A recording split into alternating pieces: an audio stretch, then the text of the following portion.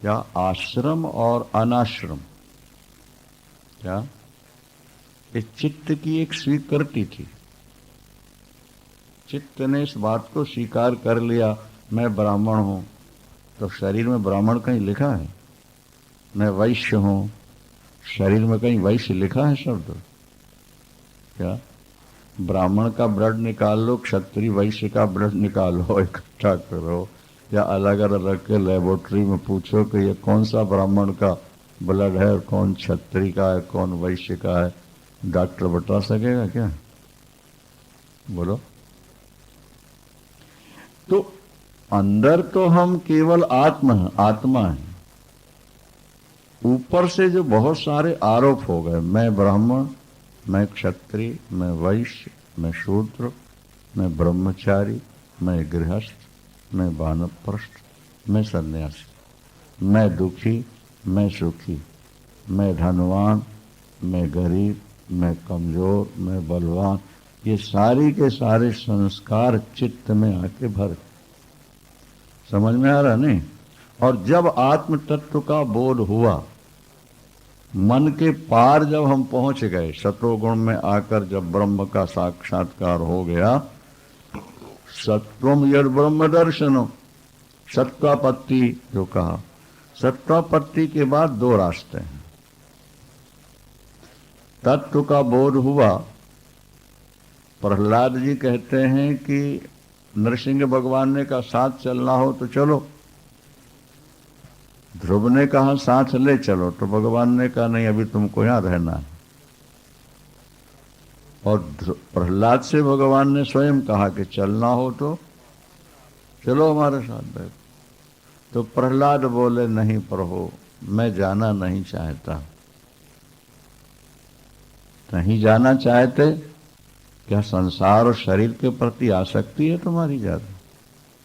उन्होंने कहा ऐसा भी नहीं है। फिर क्यों नहीं जाना चाहते?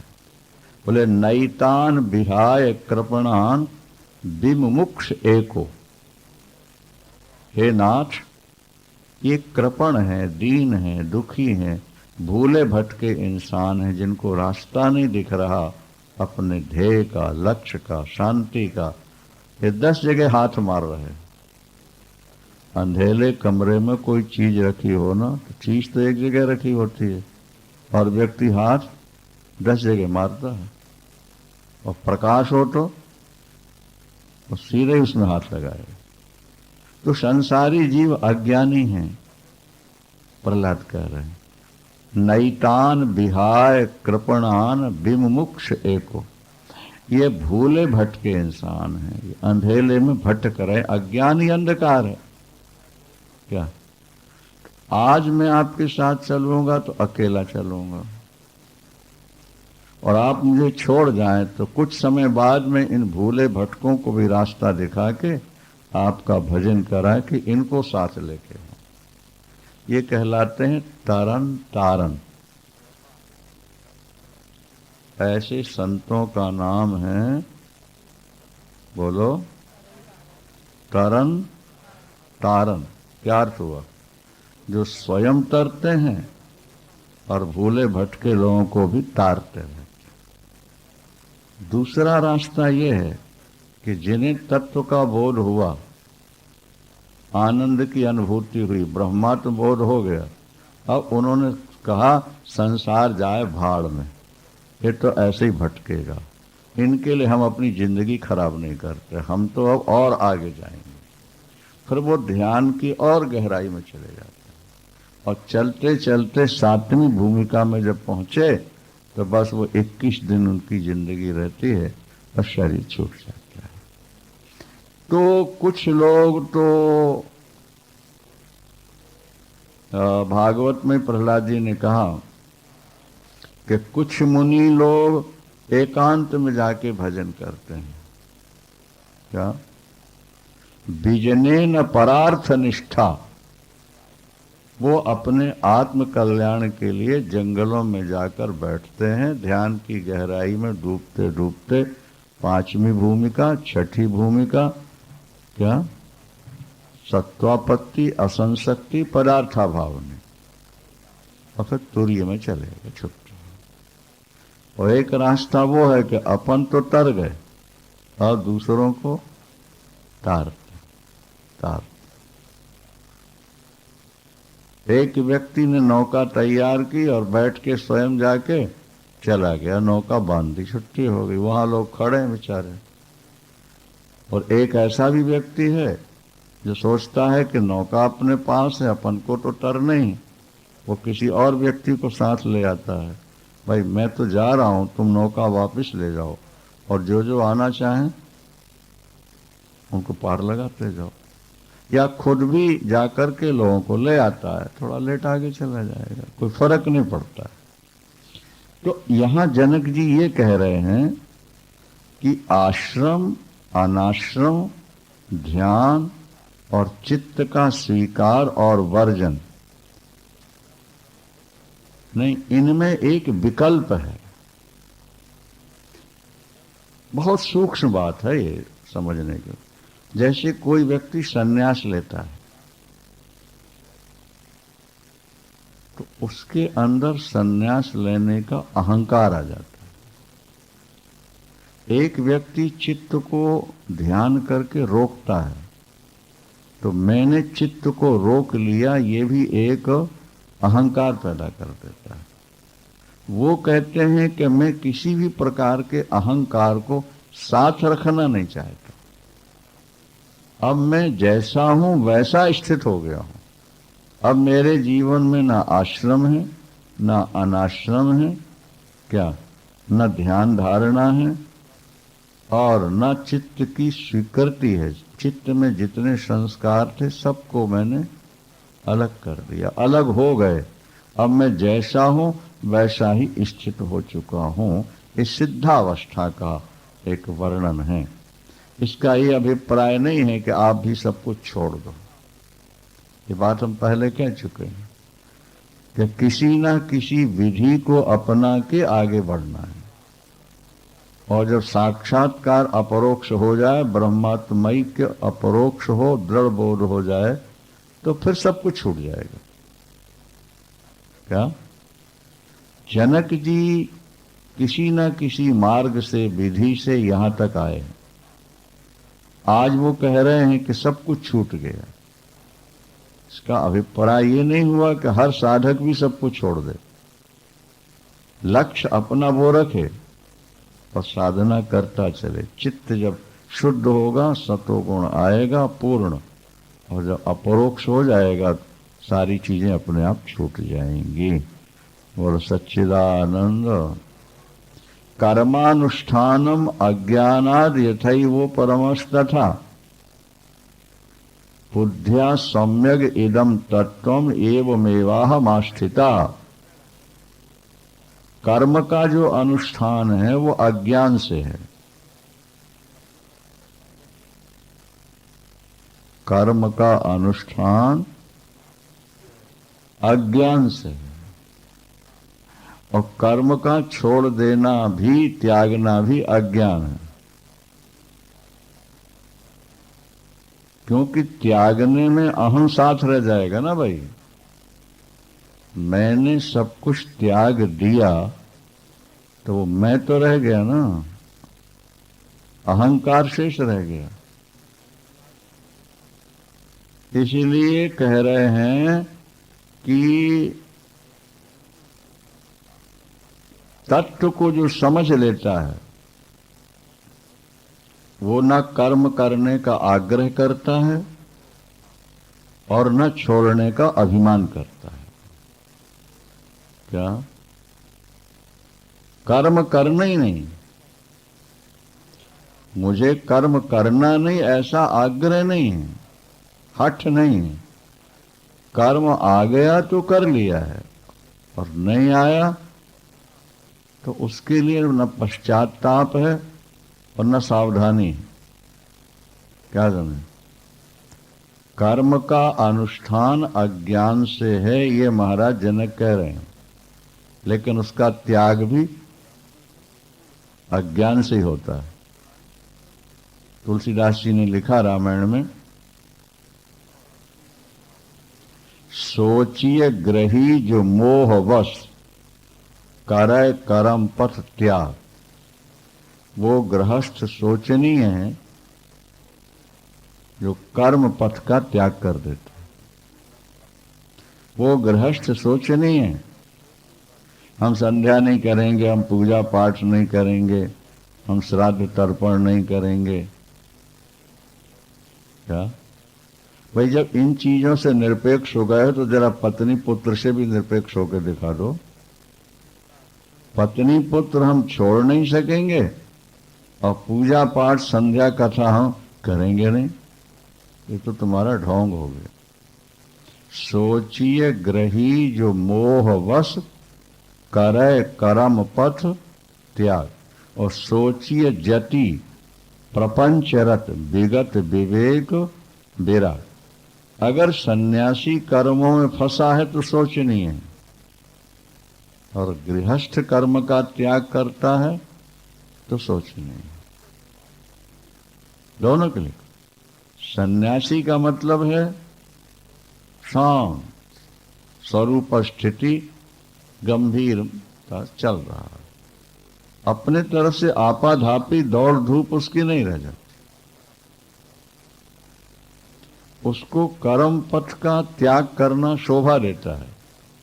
लेकिन जो अभी तक परिवार को नहीं छोड़ सका, अपनी गंदी आदतों को नहीं छोड़ सका और कर्म छोड़ रहा है, तो तुलसीदास जी कहते हैं वो सोचनीय है। सोचिए ग्रही जो मोह बस करे कर्म पथ त्याग, और सोचिए जति प्रपंचरत विगत विवेक विराग। उसको तो विवेक और वैराग्य में ही रमे रहना चाहिए। संसार के कर्मों से क्या लेना देना। ज्ञान के बाद कर्म आवश्यक नहीं है। बुद्धिया सम्यग इदम तत्वम, वही कह रहे हैं, इसको मैं भली भांत जानकर, क्या इस तत्व को, मैं कर्म और अकर्म दोनों से मुक्त हो चुका हूं और अपने स्वरूप में स्थित हो गया। अब कर्म और अकर्म का बंधन मेरे से छूट चुका है। अपनी स्थिति का दिग्दर्शन करा रहे हैं। कौन? अरे भाई, क्लास में विद्यार्थी पढ़ता है, होमवर्क भी दिया गया है, तो दूसरे अध्यापक पूछना है कि नहीं पूछता? तैयार करके आए, हाँ सुनाओ। तो महाराज जनक को अष्टावक्र ने जो तत्व का बोध कराया, सुनाया, उसका जनक पर क्या असर हुआ वो जानना चाहते थे। तो जनक जी अपने स्वरूप का दिग्दर्शन करा रहे हैं। अचिंत्यम चिंत्यमानोपि चिंता रूपम भजत्यशौ, और त्यक्त्वा तद भावनम तस्माद एवमेवाहमास्थिता।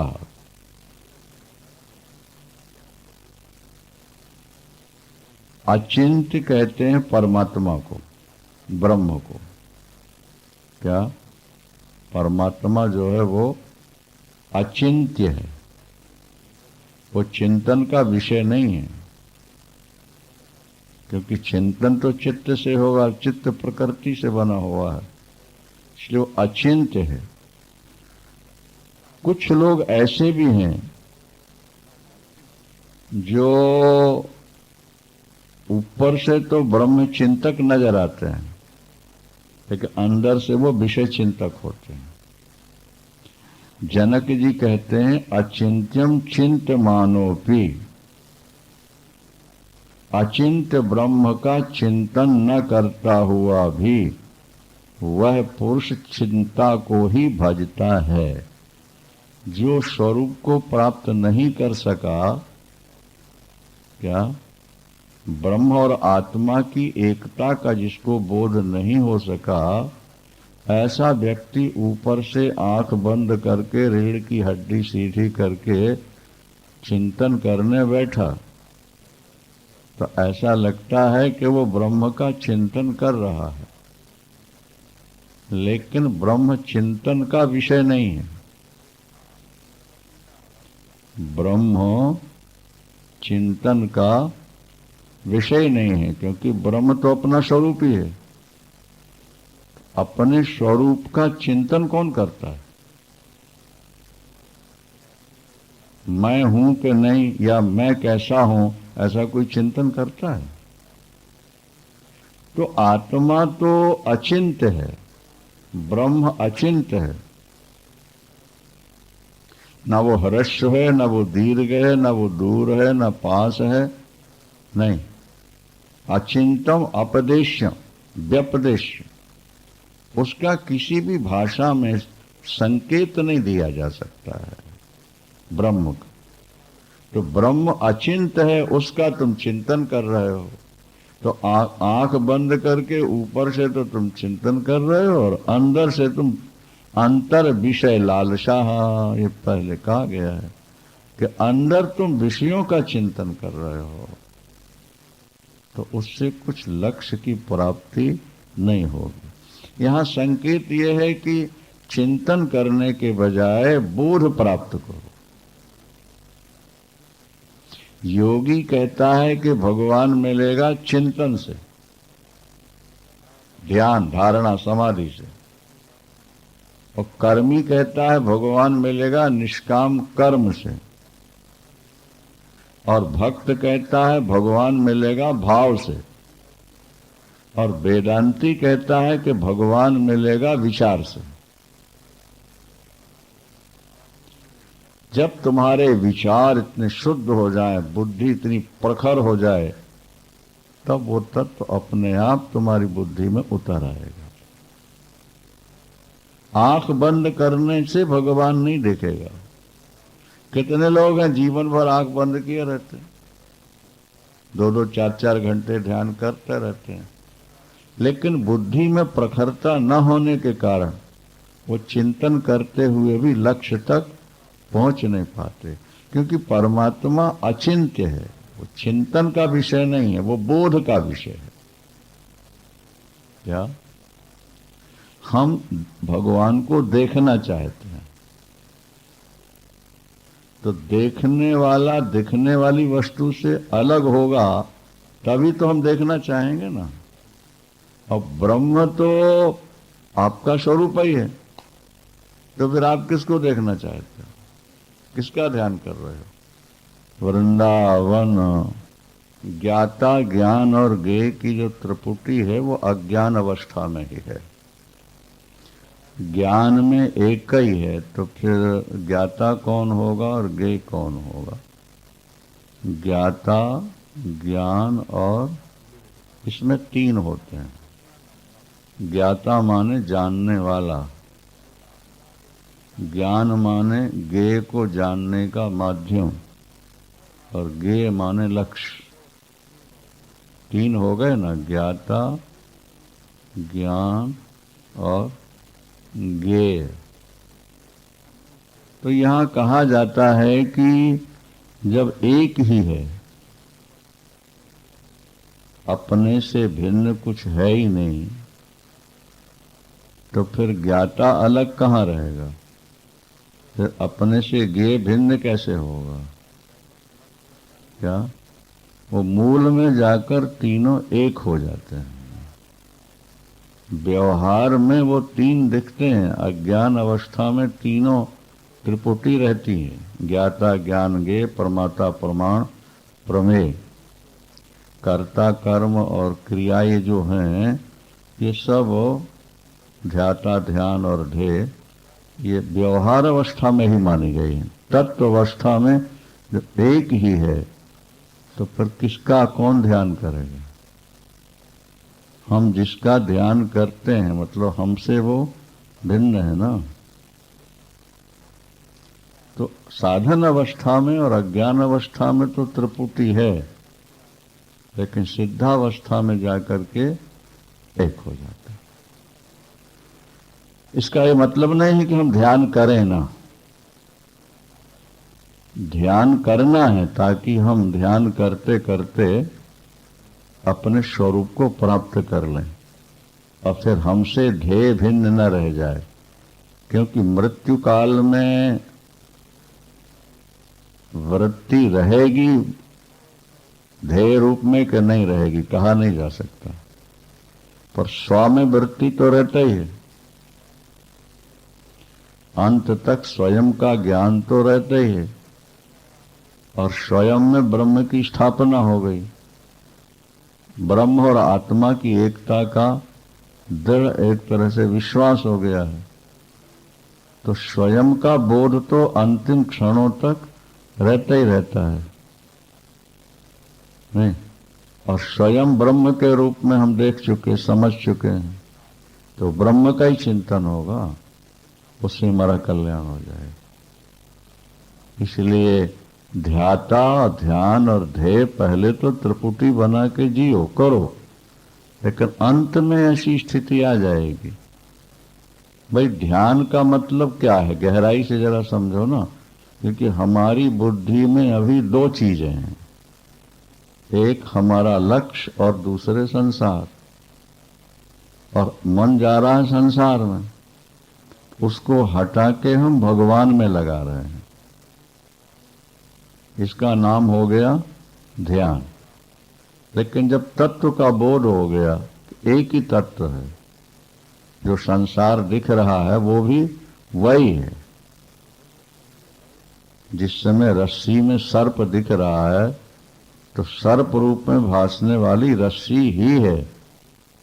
रस्सी से भिन्न सर्प की कोई सत्ता नहीं है, रस्सी ही ब्रह्म के सर्प के रूप में भास रही है। इसी तरह मूल आत्म तत्व जो ब्रह्म है, वही संसार के रूप में भास रहा है। हर पद पदार्थ ब्रह्ममय। भक्ति पक्ष से जो चलते हैं उनकी भी स्थिति है, जित देखूं तित श्याममयी है। श्याम कुंज बन यमुना श्यामा, गगन घटा घन श्याम चाहिए। सिया राम में सब जग जानी, करो प्रणाम जोर जुग पाणी। और ज्ञान पक्ष में चलने वालों के लिए सब कुछ ब्रह्म ही है, और मैं ब्रह्म से भिन्न नहीं हूं, क्योंकि अंत काल में ब्रह्म से भिन्न का, अपने से भिन्न का स्मरण हुआ या न हुआ, पर अपना स्मरण तो सदा बना ही रहता है। तो अपना स्मरण बना रहा तो भी अपना कल्याण होगा, क्योंकि अपन ने अपने को ब्रह्म स्वरूप ही मान लिया है, प्रतिष्ठा कर ली है। नहीं समझे? जैसे मंदिर में हम दर्शन करने जाते हैं, तो मूर्ति तो पत्थर की होती है, लेकिन हम कहते हैं भगवान का दर्शन कर आए। ये भगवान हैं, यानी पाषाण में हमने उस चेतन को इस तरह से समा दिया कि अब हमारी दृष्टि में चेतन और पाषाण दो नहीं रहे, दोनों मिलकर एक हो चुके हैं। मूर्ति का दर्शन करते हैं और कहते हैं हमने भगवान का दर्शन किया है।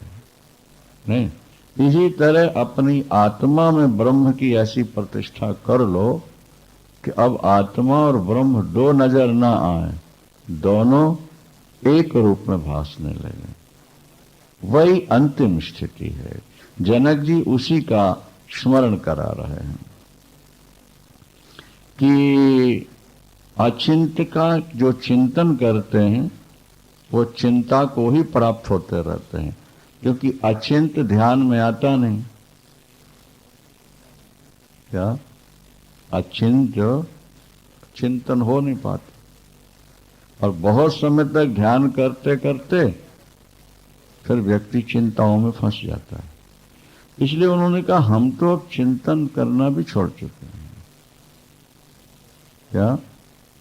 त्यक्त्वा तद भावनम तस्मात्, उस सब को छोड़ करके मैं अपने स्वरूप में स्थित हो चुका हूं। ये जनक की अनुभूति है। एवमेव कृतम येनो सकृतार्थो भवेदशौ, एवमेव स्वभावो या सकृतार्थो भवेदशौ। जिसने साधनों से क्रिया रहित स्वरूप अर्जित किया है वह पुरुष कृतकृत्य है, और जो ऐसा ही स्वभाव से वाला है वह तो कृतकृत्य है ही। इसमें कहना ही क्या है? बहुत अच्छी बात, बहुत अच्छी बात है। जिसने साधनों से क्रिया रहित स्वरूप अर्जित किया है, साधनों के माध्यम से क्रिया रहित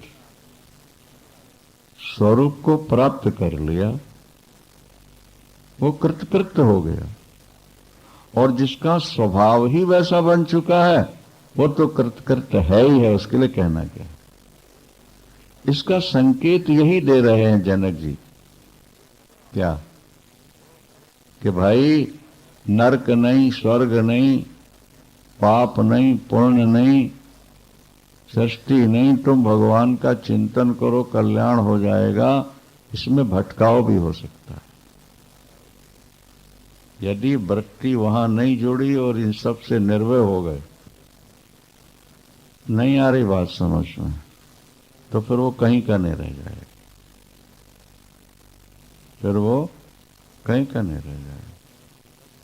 आप अपने स्वरूप को स्वयं समझो कि हम अक्रिय निष्क्रिय रहकर क्या उस स्थिति में रह सकते हैं?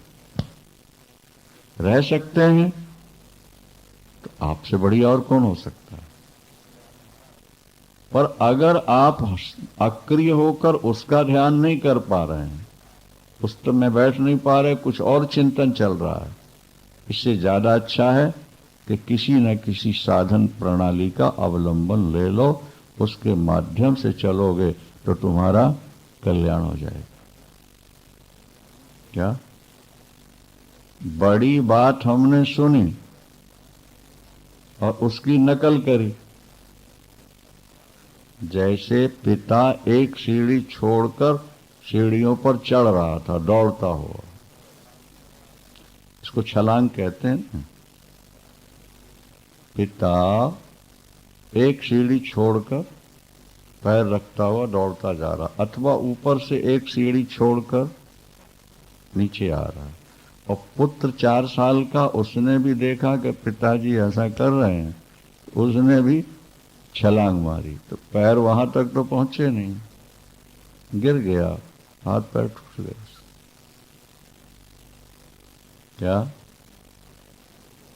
पिता सफल हो गया लेकिन बच्चा गिर गया। एक महापुरुष जो स्वभाव से वैसे बन चुके हैं वो कृतोपासक कहलाते हैं। बीते जन्मों में उन्होंने बहुत सारी साधनाएं की हैं, बहुत सारा भजन किया है। अब वो अंतिम सीढ़ी पर पहुंच रहे थे कि शरीर छूटा, दोबारा जन्म लेना पड़ा, और यहां जरा सा वेदांत सुनने को मिला और वो स्वरूप बैठ गए। वो कृतोपासक कहलाते हैं। अब उनका मन संसार में जाता ही नहीं, स्वरूप में ही रमा रहता है। और सारे लोग ऐसा चाहें कि हम भी यही पद्धति अपना लें तो छोटे बच्चे की तरह गिर जाएं, वो छोटे बच्चे की तरह गिर जाएं। और यही हुआ है समाज में अनादिकाल से। एक महापुरुष ने सिद्धि प्राप्त की, वो निष्क्रिय हो गए, उनके जितने अनुयायी थे वो भी निष्क्रिय हो गए। अब वो तो तर गए क्योंकि वो तो कृतोपासक थे, और जो अनुयायी हैं वो अकृतोपासक थे। इनकी पुरानी उपासना नहीं थी और नकल किया उन्होंने निष्क्रिय बनने का, इसलिए वो कहीं के न रह गए, वो गिर गए। वो ऊपर से तो निष्क्रिय बन के बैठ गए, लेकिन बाहर वो ऊपर से निष्क्रिय बन के बैठे, लेकिन अंदर उनका मन संसार का, विषयों का चिंतन करता रहे। इसलिए जनक जी इसमें कह रहे हैं कि एवमेव कर्तव्य येनो सा कर्तार्थो भवेदिशो, और एवमेव स्वभावो या सा कर्तार्थो भवेदिशो। जिसने साधनों के द्वारा क्या लक्ष्य को प्राप्त किया वो भी धन्य धन्य है।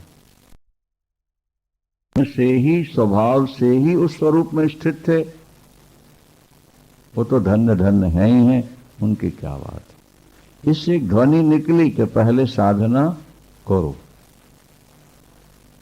साधना करते करते जब लक्ष्य की प्राप्ति हो जाए और स्वरूप में ऐसे रम गए कि अब पूजा पाठ कथा ध्यान में मन ही नहीं जाता। छोड़ दो, कोई बात नहीं। जैसे एक छोटा बच्चा है, उसको खिलौने ला दिए गए या बच्चों के साथ खेलने लगा तो भूख प्यास को भी भूल गया हो। नहीं, इसका मतलब है कि खेल में उसका मन रम गया एकदम। इसी तरह अगर आपका उस स्वरूप में जाके मन रम जाता है और किसी कार्य में आपकी प्रवृत्ति नहीं होती तो फिर आप उसी में मस्त रहो। पर यदि बराबर वो वृत्ति नहीं बनी रहती है, उसमें विक्षेप आ रहा है, तो फिर विक्षेप को मिटाने के लिए किसी साधन का, किसी विधि का अवलंबन ले लेना चाहिए। अब आप अपने आप में देखो कि हमारी स्थिति कैसी है।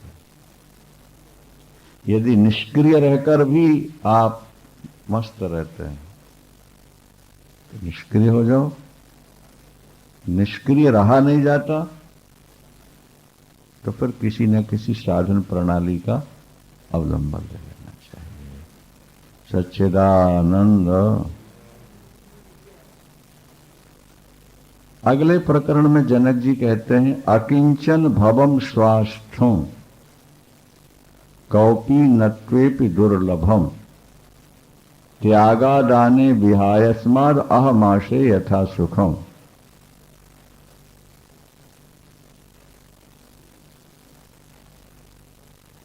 बहुत अच्छी बात है भाई।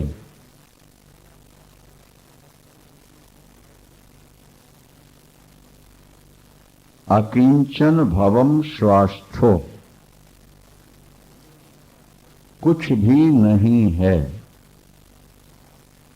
संसार स्वप्न है, मैस्मरिज्म है, माया का खेल है, ऐसा मानकर बुद्धि ने संसार का चिंतन छोड़ ही दिया। क्या? और स्वरूप में स्थित हो गई वृत्ति और वो बैठा है आराम से, कुछ नहीं कर रहा। और दूसरा व्यक्ति लंगोटी लगाए खाली पंचाग्नि ताप रहा है, धारणा और ध्यान में मग्न हो रहा है, पत्नी पुत्र परिवार को छोड़कर हिमालय की गुफा में जाके एकांत में बैठ रहा है। राजा जनक कहते हैं कि उस लंगोटी वाले से वो ज्यादा अच्छा है जिसकी बुद्धि ने इस बात को स्वीकार कर लिया कि संसार स्वप्न है, संसार मिथ्या है। भाई ये उदाहरण कई बार दे चुके हैं कि आप पिक्चर देख रहे हो और कोई एक्टर हजार हजार के करोड़ों नोट लेकर सामने गड्डियां रखे और आपकी ओर फेंक रहा हो,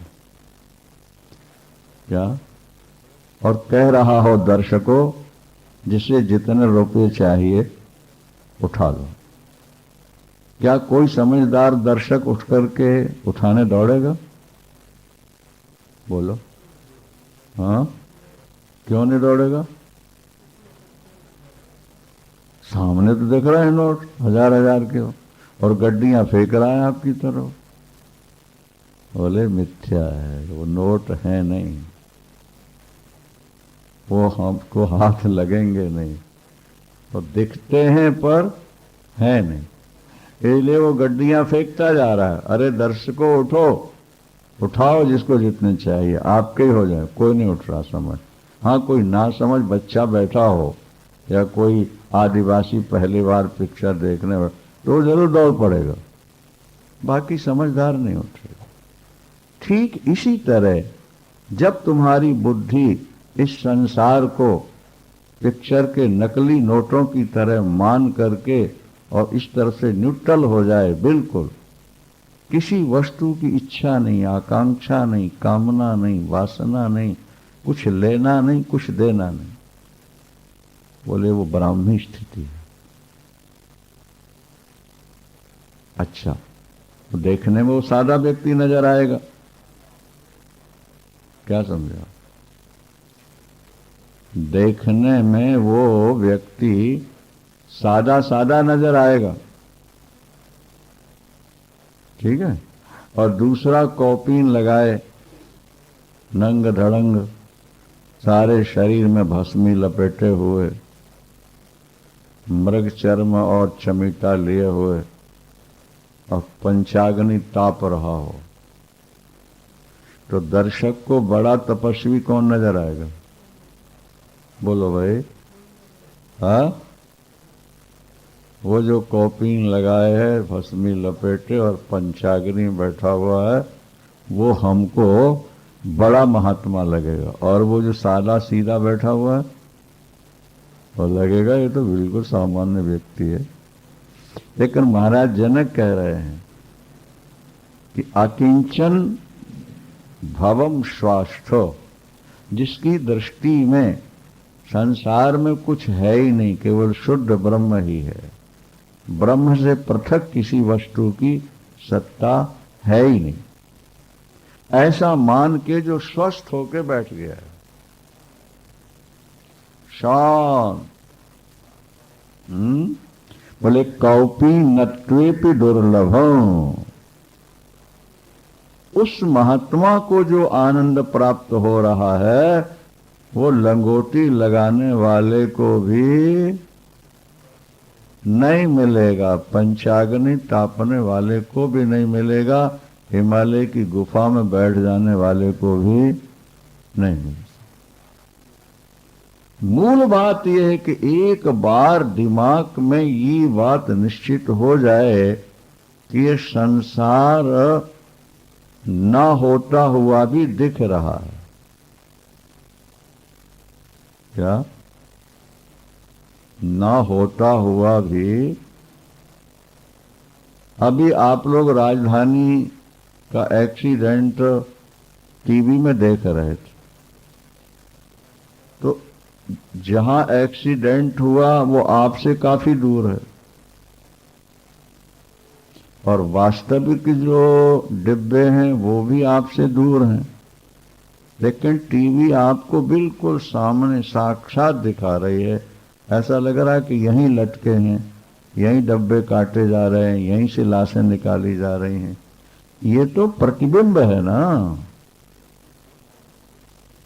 चित्र क्या है? ये प्रतिबिंब कहलाता है। भाई जब आप चित्र लेते हैं किसी का, तो पहले वो चित्र जब आपके कैमरे में दिख जाता है तभी बटन दबाते हो ना। तो बिंब तो अलग है और प्रतिबिंब अलग हो जाता है। तो संसार तो एक प्रतिबिंब है और परमात्मा उसका बिंब है। जैसे कैमरे ने एक को अनेक चित्रों में दिखा दिया। भाई क्रिकेट खेल हो रहा है, एक जगह एक देश में कहीं एक स्टेडियम में हो रहा है, और सारे संसार में कई करोड़ टीवियां लगी हैं। तो एक व्यक्ति एक साथ कई करोड़ रूप वाला हो गया? नहीं हुआ। बोलो। तो वो जो कई करोड़ रूप हैं वो सत्य हैं कि मिथ्या हैं?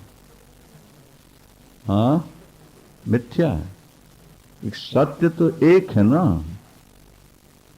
और मिथ्या अनेक है। वो उसके प्रतिबिंब हैं, वो बिंब है। परमात्मा भी एक है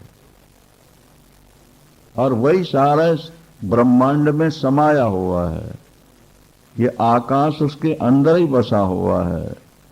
विराट चेतना, अनंत चेतन तत्व में ये संसार बसा हुआ है, और वो माया रूपी वीडियो के माध्यम से नहीं, संसार के रूप में दिखाई दे रहा है। तो जो दिखाई दे रहा है वो सत्य नहीं है। क्या? जो मिथ्या है वो दिख रहा है, जो सत्य है नहीं दिखता। इसका उदाहरण भी पहले दिया जा चुका है कि जब पिक्चर चालू हो जाता है तो पर्दा दिखाई नहीं देता। जिस पर्दे पर चित्र दिख रहे हैं वो पर्दा स्वयं नहीं दिखता। गौर से देखना। और जब चित्र दिखना बंद हो जाए तो पर्दा साफ दिखता है। तो परमात्मा तो पर्दा है और संसार के दृश्य जो है वो चित्र हैं।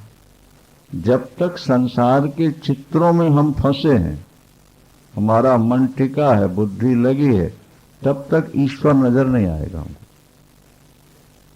मूल तत्व नहीं दिखेगा।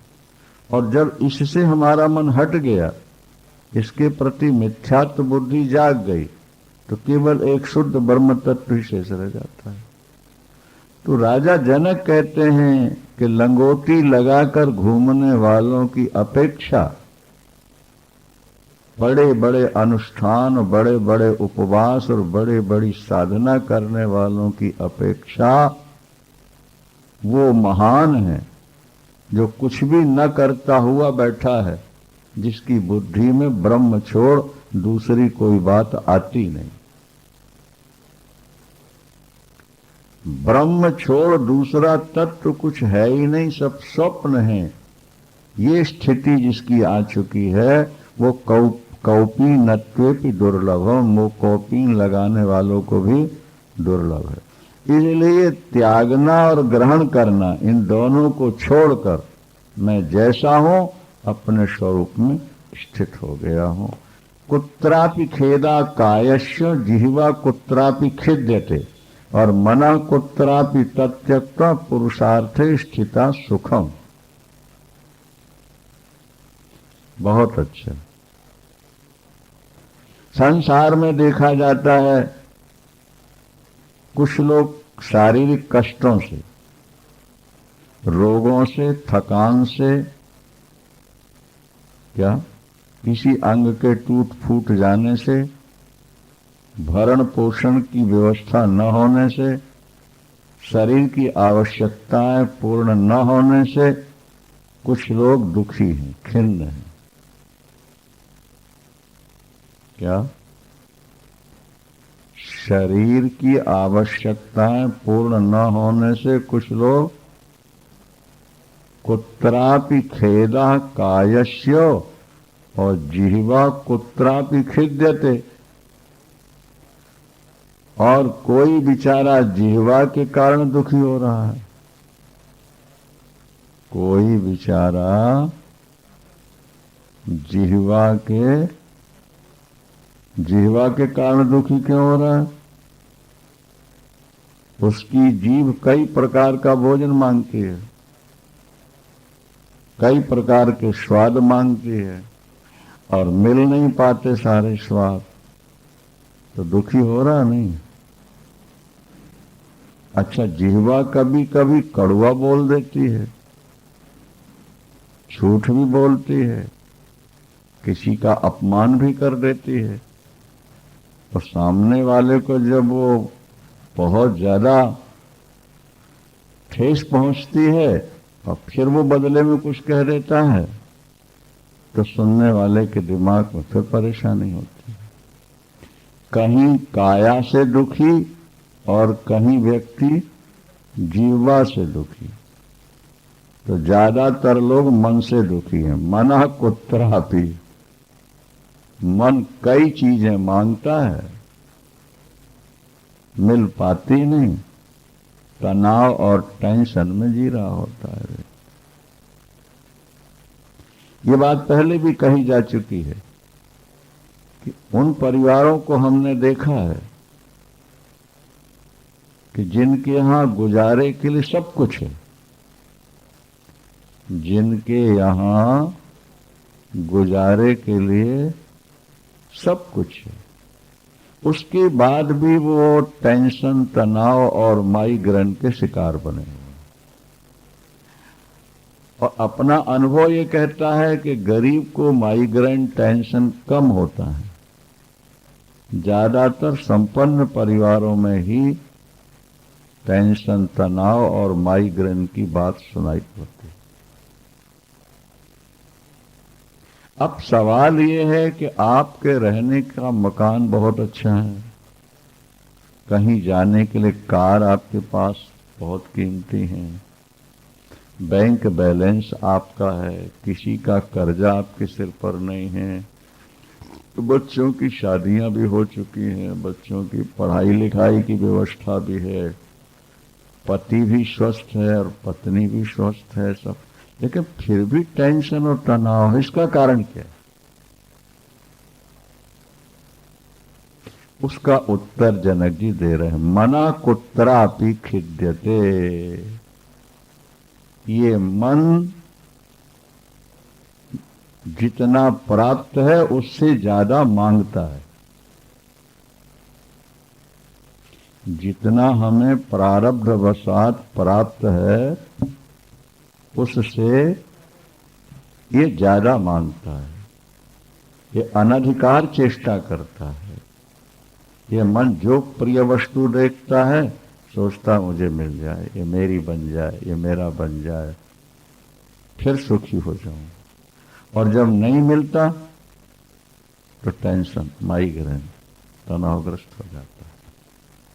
बड़े परिवारों में जो तनाव, टेंशन, माइग्रेन की बात है, काफी गहराई से हमने सोचा है, रिसर्च की है कि अगर वो दुखी है तो आउट ऑफ कंट्रोल मन के कारण वो दुखी।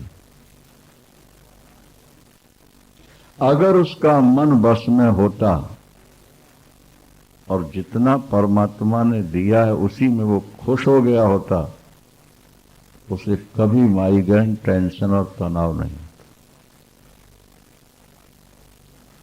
बोलो ठीक है कि गलत है? गलत है। इसे कोई गलत सिद्ध कर ही नहीं सकता। इंद्रियों में नित्य नए भोगों की इच्छा होती है, मन को नवप्रिय कहा गया है, ये नित्य नई वस्तुएं मांगता है जो हमारे प्रारब्ध में नहीं लिखी, जो हमारे अधिकार में नहीं है। ये दुष्ट मन उनकी भी इच्छा करता है, और खाली इच्छा ही नहीं करता, उनको पाने के लिए बेचैन हो जाता है, पुरुषार्थ करता है। ये मन व्यक्ति को दौड़ाता है, और जब उसके बाद भी सफलता नहीं मिलती तो फिर वो तनाव, टेंशन, माइग्रेन में आ जाता है। महाराजा जनक ये कह रहे हैं क्या कि मैंने इन तीनों का त्याग कर दिया है। शरीर की अपेक्षा और वाणी का बिगलापन, व्यर्थ बोलना और मन से व्यर्थ सोचना मैंने त्याग दिया, और अब मैं अपने आप में आनंद स्वरूप में बैठा हुआ हूं। राज्य पाकर मुझे वो सुख नहीं मिला, पद प्रतिष्ठा परिवार पाकर वो सुख नहीं मिला जो गुरुदेव के उपदेश से मुझे आज प्राप्त हो गया। इसलिए शास्त्र कहते हैं गुरु का ऋण कोई उतार नहीं सकता। गुरु वो शाश्वत चीज देता है कि अगर तुम उसको संभाल लो तो तुम्हारे करोड़ों जन्मों की भूल सुधर जाए, तुम्हारे करोड़ों जन्मों की बीमारियां खत्म हो जाएं, तनाव, टेंशन से मुक्त होकर के स्वरूप में स्थित हो जाए। अनेक संत हैं, जब चर्चा चलती है तो वो यही कहते हैं, गुरु कृपा, गुरु कृपा, हमारी शांति में हेतु गुरु कृपा, ईश्वर कृपा। हम उनका ऋण उतार नहीं सकते जिन्होंने हमको अंधकार से निकालकर प्रकाश में खड़ा कर दिया, स्वरूप में स्थित कर दिया।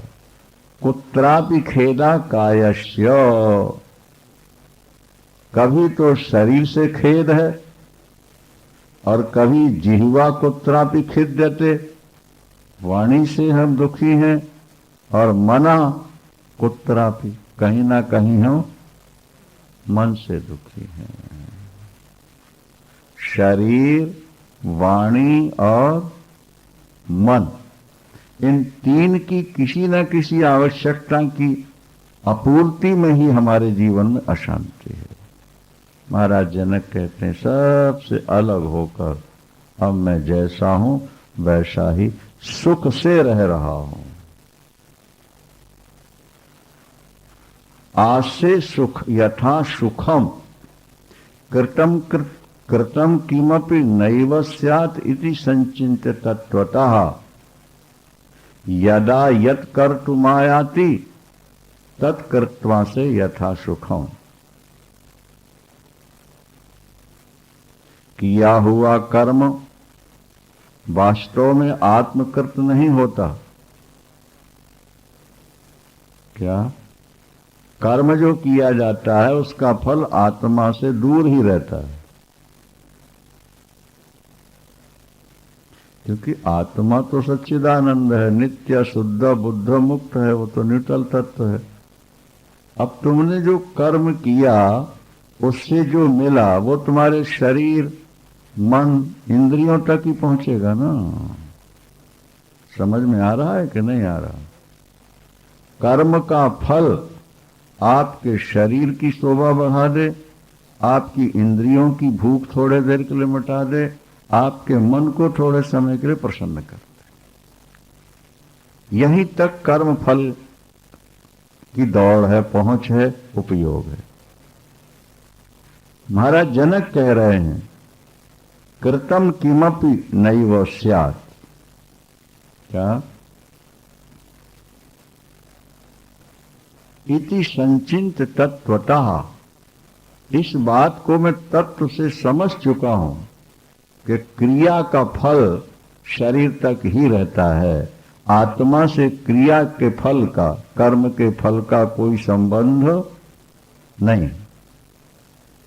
इसलिए यदा यत् कर्तुमायाति, जो आ पड़ता है, जो कर्म करने को आ पड़ता है उसे मैं सुख पूर्वक करके सुख से रहता हूं।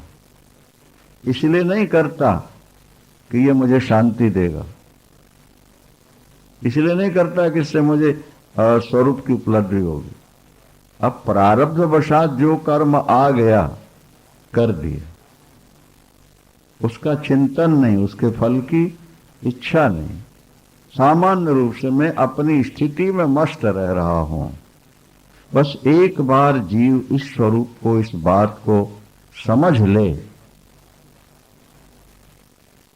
शास्त्र बार बार कहते हैं, गुरु भी बार बार कहते हैं कि तुझे जो समझ से मिलेगा वो कर्म से कभी मिल ही नहीं सकता।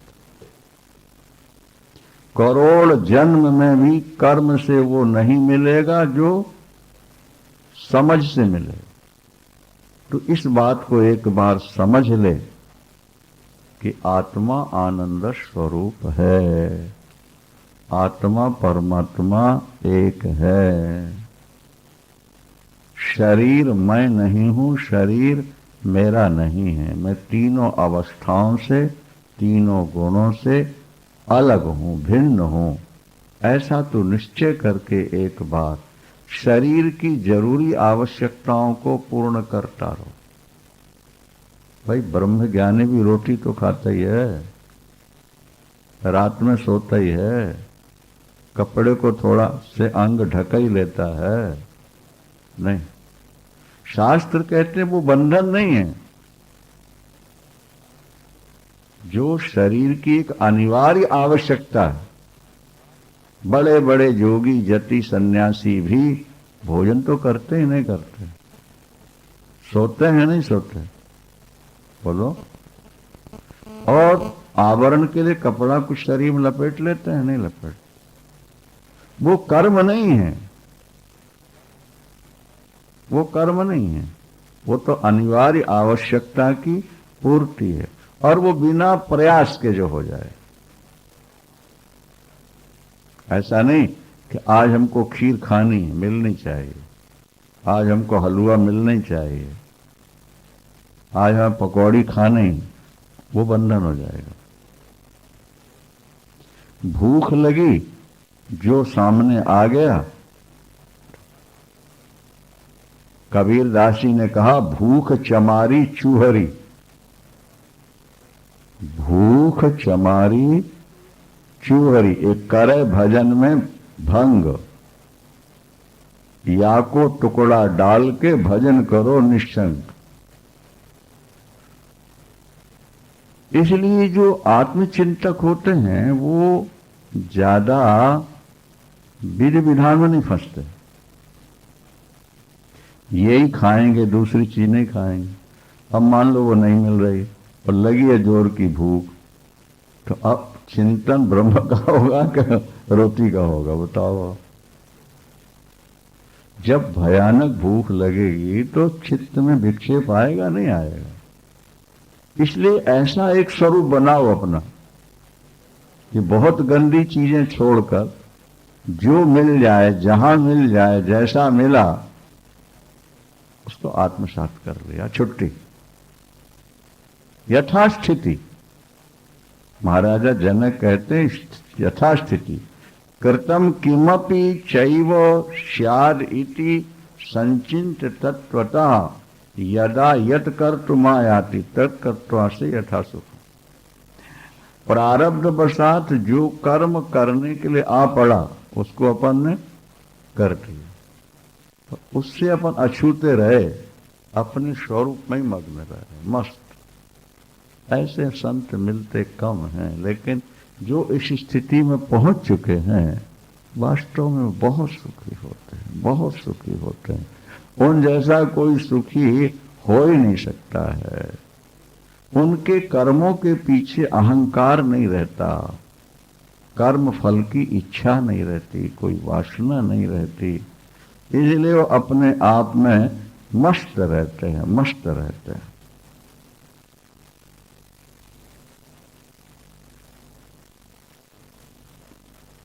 आगे कहते हैं कर्म नैष्कर्म निर्बंधव भावादेहस्य योगिनः संयोगा योग विरहाद अहमासे यथा सुखम।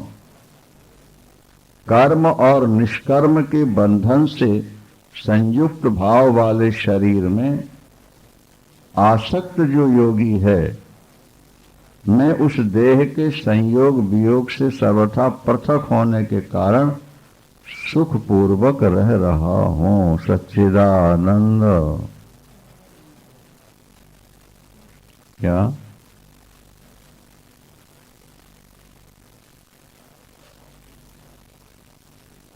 कर्म और निष्कर्म।